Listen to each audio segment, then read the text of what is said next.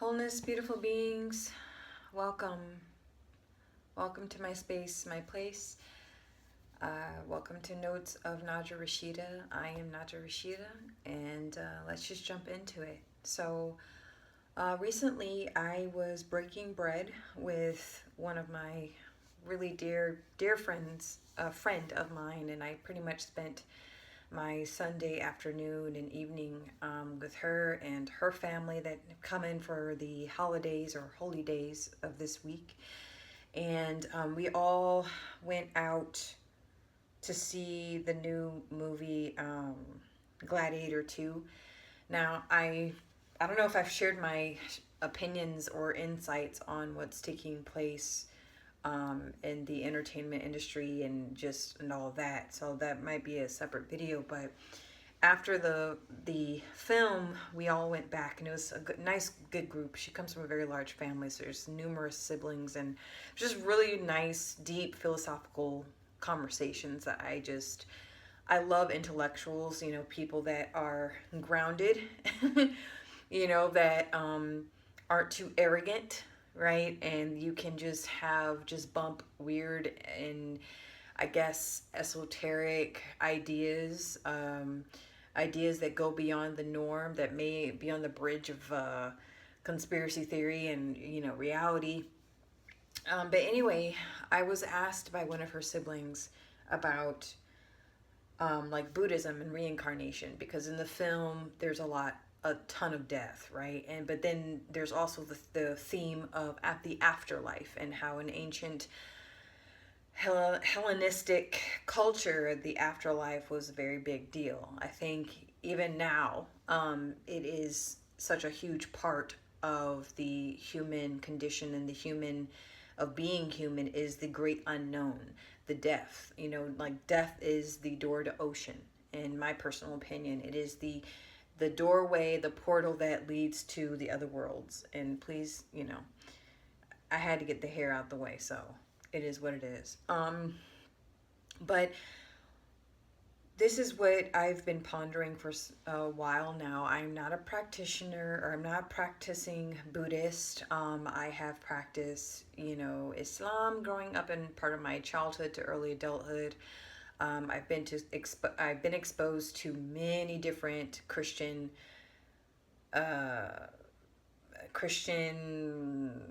denominations. I have been exposed to pagan ways, to Eastern traditions. When I say exposure, I'm not saying I didn't take like a rite of passage, right? Or initiation, if you will, into these things. I've just spent time either reading about it, breaking bread with them, with their community, maybe dibble dabbling with certain types of practices for a period of time, but I find it all beautiful and enticing.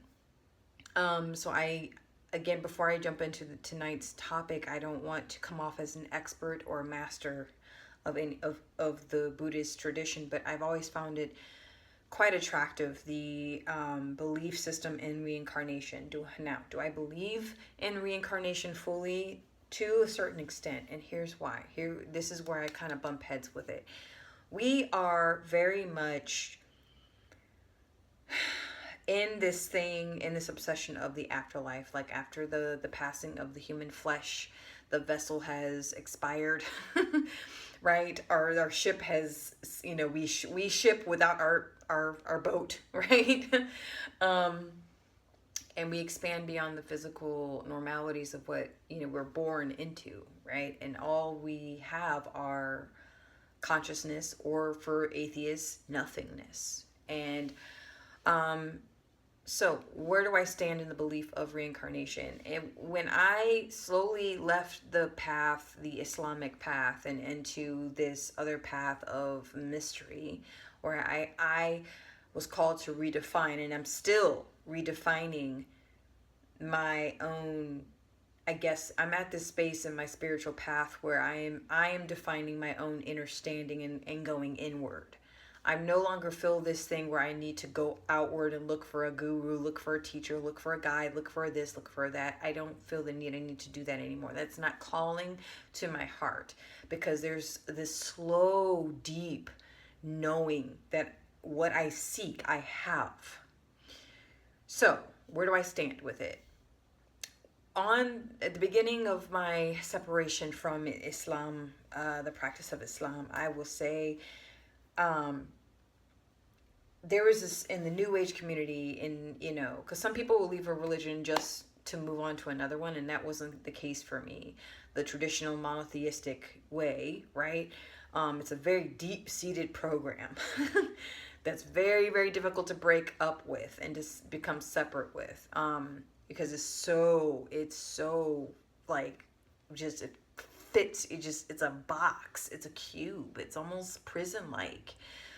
Unless you get around other theologians or people who study religion, and they have that space, to the intellectual space to ask the hard questions while at the same time maintaining their faith in their religion. But in the New Age, I was attracted to that, the crystals and the auras and all the other stuff, right? And a lot of material stuff, a lot of fluff. Okay, fluff. There's a lot of fluff in the New Age, a lot of lingo that's very hypnotic, that it just kind of pulls you in, like love and light and awareness and consciousness and the ascension, right? And if you really are a student of esoterica or occultism, you know that what goes up must come down. So I don't get caught up in the mumbo jumbo of ascending to whatever, okay? Because whatever, as above, so below. As below, so above. It's as within, so without. Like, it's two sides of one coin, right? So that's just kind of where I stand on that. Like good and evil are they're in the same coin, okay? Due to circumstance, due to perception. So in the New Age community, I kept hearing past life. In a past life, you were a queen. You were Queen Nefertiti. In the past life, you were Venus. In the past life, you were a wounded warrior. In the past life, you were a nun. And that's why in this life, you are promiscuous because you need to explore your sensuality and sexuality and femininity. In a past life, you were... here's a good one. A past life, you were from Atlantis or from Lemuria. And please pardon my sarcasm. All due respect, I'm not like denouncing these beliefs, okay? Because it's curiosity in my mind, right? I do have some of the things I'm kind of being sarcastic about. I also have interest in, but follow me. But one thing I notice is this complete obsession with past life.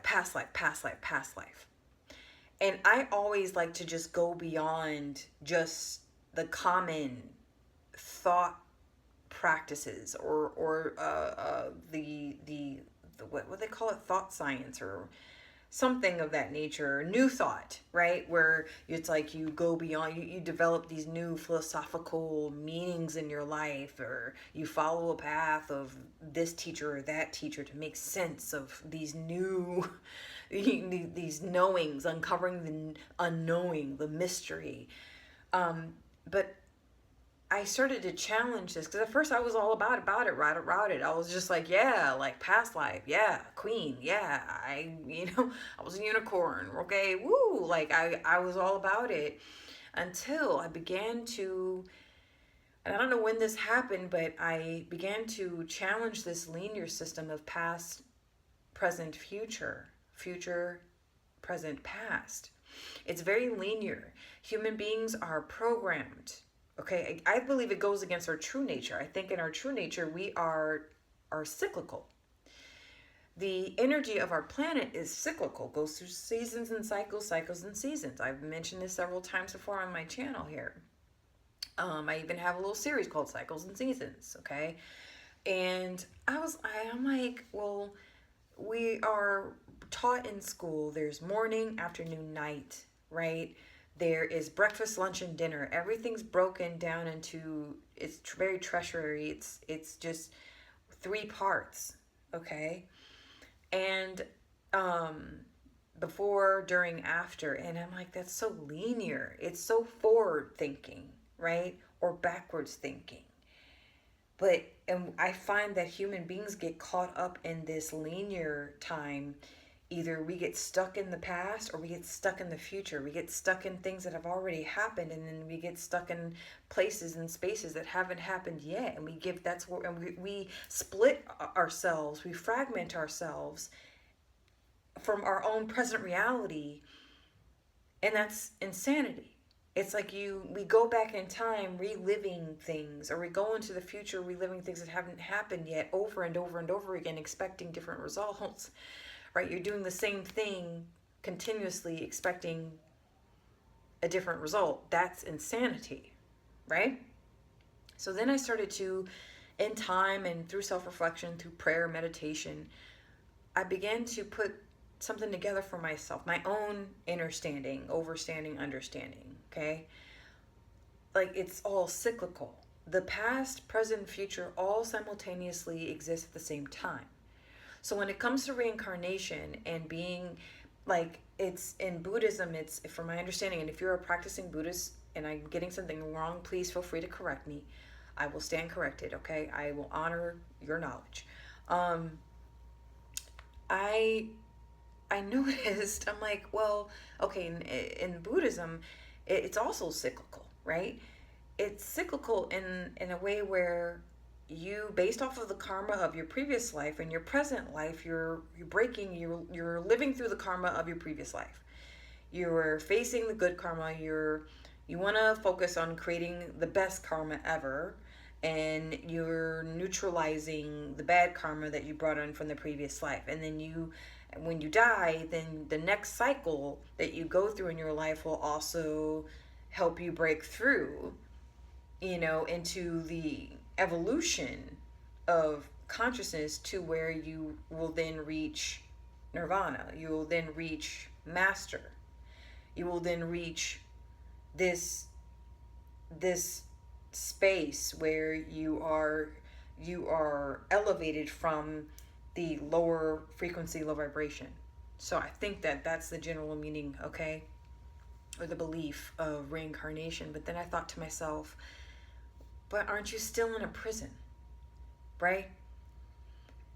Let's say in a previous life, I was a murderer. I was, part of the Nazi regime, and I killed many people. So then in this life, I incarnate in a female body, right? Or I can say I was a part of the Nazi regime, where I was a soldier, a high-ranking soldier, and I had a disdain for women, and I disdained anyone of ethnic background other than my, blonde hair, blue eyes, okay, white skin, and German language. I was all about that identity. And so I pass away, maybe during the war or due to old age, and I reincarnate into a Black woman but there's this drive to be of service, right? It's this drive to do the opposite of what I did in the previous life. So then I'm focusing more on good karma and creating better experiences for myself and for humanity. And facing and owning up to that through service, right? Because I've been working in hospitals on and off throughout my life at this point, or just being of service through teaching or educating, doing good, right? And I'm not tooting my own horn. Follow me. Like, what I'm saying is this. It's like, in the next life, due to the life I have, so let's just say I live till old age, or I die before I hit old age, but I die. My body dies, and my consciousness expands beyond the physical form. And I reunite with soul. I see the all. I see that I am one with all things, and all things are one with me. And then I'm like, oh, wait, but there's this weight that I carry from from this life, right? That I have to work through the different karmas. And so I have to then not leave the cycle, but I have to recycle myself again through this loop, this continuum, this time continuum, this cyclical time continuum. Why is that? It's like, either you believe that there is this end end all be all place where all good people go to heaven or they go to hell, right? For eternity. You go to heaven for eternity, you go to hell for eternity. Or you have a belief system where no, you just become part of the whole, but you become part of this never-ending loop. Is it possible that human beings can supersede those two paths? And I find that the only true way to liberate ourselves from these systems of belief is to be present. The only moment we have is right now. That is all we've got. That is all we've got. And you know, I don't know, like, okay, I'm kind of like a history buff. I like history. Like sometimes once in a blue moon, I'll just feel pulled to watch a lot of documentaries, whether it's nature based or it's like based on certain time periods. And certain time periods I've always been very attracted to, right? Or I should say time cycles. Right? I'm either it's 18th century Europe or it is um let's see, ancient Rome, like a lot of Western culture I've been very pulled towards, or I'm very pulled towards like even pre-Hellenistic period, meaning, you know, even way before ancient Egypt, more of like when we were nomads. Okay, when we were nomadic hunter gatherers, or like the time of the dinosaurs, right?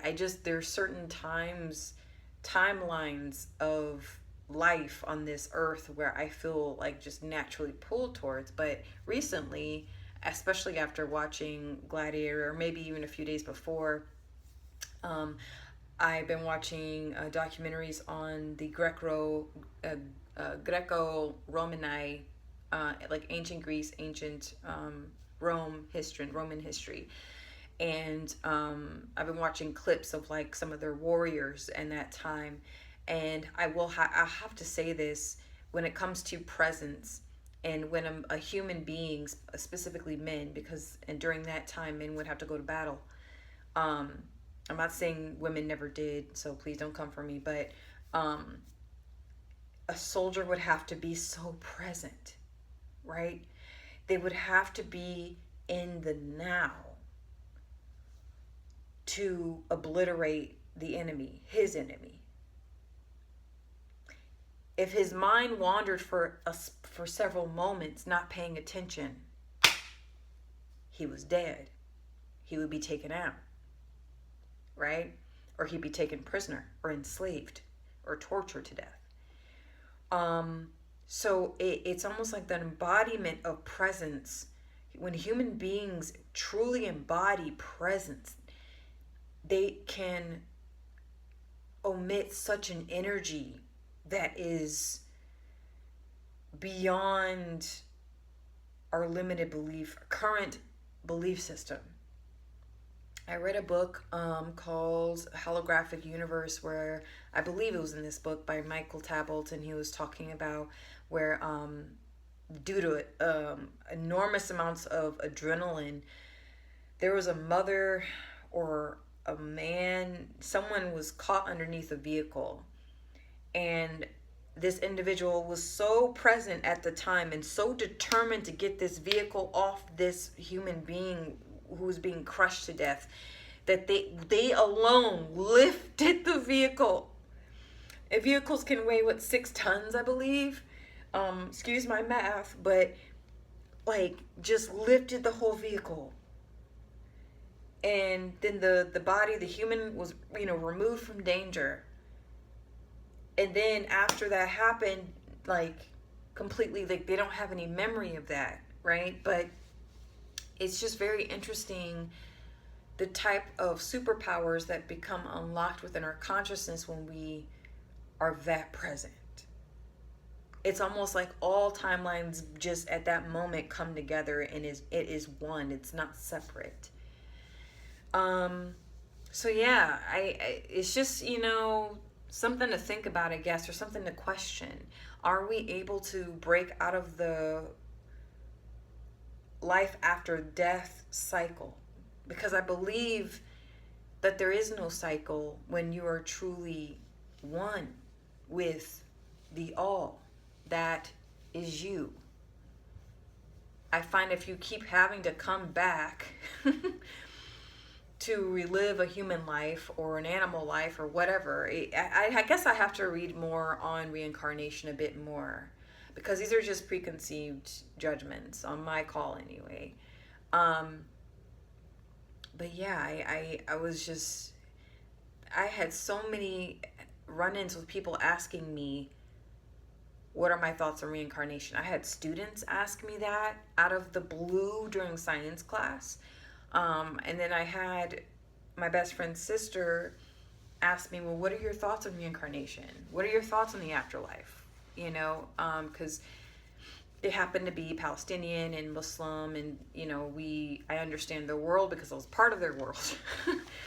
You know, where we're taught that there's a heaven and hell, well, hellfire, and you have two angels at both your left and your right, writing all the good things, your good deeds and bad deeds. You know, similar to Catholicism, and I don't know what, you know, in Judaism what it is specifically, but I don't know. I don't want to say I don't know. I do know and trust this feeling that we are in some kind of time loop and time continuum. And once you begin to realize the pattern within your own existence, that's when you truly begin to see. And when you see, it puts things into perspective in such a way where sometimes I find it can either make life more challenging if you resist the truth or this truth, or you just become even more liberated. You know, people handle truths very differently.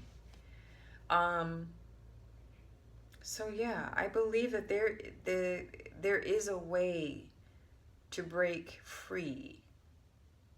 And the thing is, it's almost like, I don't know how many of you guys can relate to this, but like, have you ever thought that you've lived this life before, or some weird versions of it, where things that happen to you, circumstances that you notice, cycles and patterns that you can connect with, and you can start to connect the dots, that you have like a strange connection to it, but it's like you have spiritual amnesia. Like you can't truly track down the journey of your soul. Like if we all had the capacity as human beings, let's just say we've evolved to this space where we can connect the journey of our soul throughout multitudes of lifetimes, and multitude of lifetimes not only in the past or present, but that are happening simultaneously. There's a movie called A New Earth, I believe, by Britt Marling. At the time, she was like in her late 20s when she produced and wrote and directed this movie. Like, she's a prodigy at the time. And it was just phenomenal. At the very end, it's like a sci-fi drama movie, but at the very end, like she was a prodigy in the movie. She was this talented scientist, and something happens where she ends up killing, she's drinking and driving, ends up killing, sorry, spoiler alert, ends up killing innocent family. And the husband survives, and then she ends up meeting the husband. And at the end of the movie, or towards her time in jail, and then when she's released, like there is this planet, like it's a twin planet. It's like the mirror image of Earth. So towards the end of the movie, she ends up meeting a more successful, better version of herself. You know what I'm saying? Like, wouldn't that be loopy if there are many other Naja Rashidas all at once in other dimensions of time? it puts things into perspective, and it humbles me, you know. So yeah, like, let me know what your thoughts are. Um, because it is something to contemplate about. Obviously, don't get a headache, but it's just this really inspiring, to kind of just go beyond the norm, no matter how lonely it may make me feel at times, of just being able to kind of question reality and what makes things real. Is it real if we if we can feel it? Is it a real thought if we can think it? How do we know that our thoughts are our own? Or is everything projecting onto everything else, which causes mass confusion and fragmentation? Are we living out stories created for someone else? Like, we're like a carbon copy of our most authentic self, but we're not allowed to live out our most authentic self. We're supposed to fit a storyline, and if we go off that storyline, then we're challenging something, right? We go against the norm. Something's not right. You have to fit, you're a star, but you have to fit yourself into the square, right? You remember that little puzzle? They would test your cognitive skills and problem solving skills, right? You're like 2-3 years old, and they, you know. And I had a TBI when I was very, very young, and so I had a lot of therapy. And I remember they would put me in a dim lit light or room, and they would have me do all kinds of weird puzzles and all that stuff to, I guess, check my IQ. TBIs are serious, but I've been very blessed with that. Man. But yeah, that's all I have to share in this video. I know it's a little late. And yeah, time continuum. Past life, future life. And can we expand beyond, the cyclical life cycle? Reincarnation.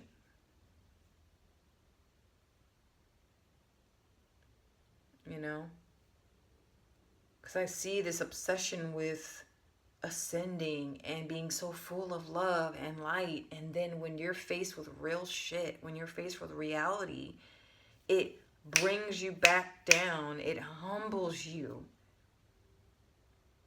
Truly, you're the Buddha on the mountain. When you come down from that damn mountain, you got a whole war. You have demons you gotta fight. You have a lot of light you gotta shine to keep things in check, check and balance, right? Because if you're always obsessed about ascending, and tuning into higher energies, and your ish ain't straight here in the earthly realm, and you're not grounded, and you're not balancing those energy centers, Eka, or as known as chakra, your chakras, you're screwed. You will be governed by ego and dark forces that come from within you. And I'm not going to sit here and be all, I'm God, I'm Goddess, I'm God, I'm this, I'm that. It's like, it is just this growing inner knowingness. We are all shadow, we're light, we're good, evil. We are the coin with both sides. So that's a lot of power to wield,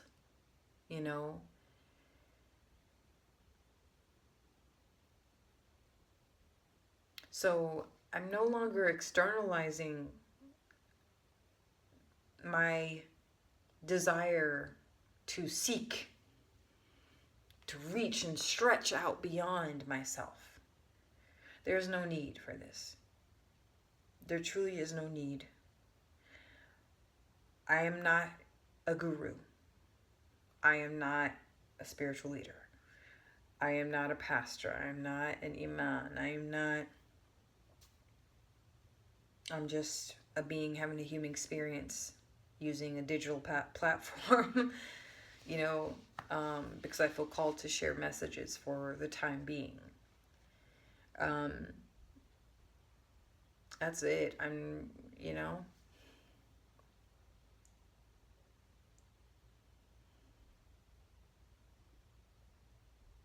I don't claim to have all the answers, but I know the answers reside within myself. We are not separate from love. That's why we don't need to go out of our way to look for it. That'll be the next video. Take care.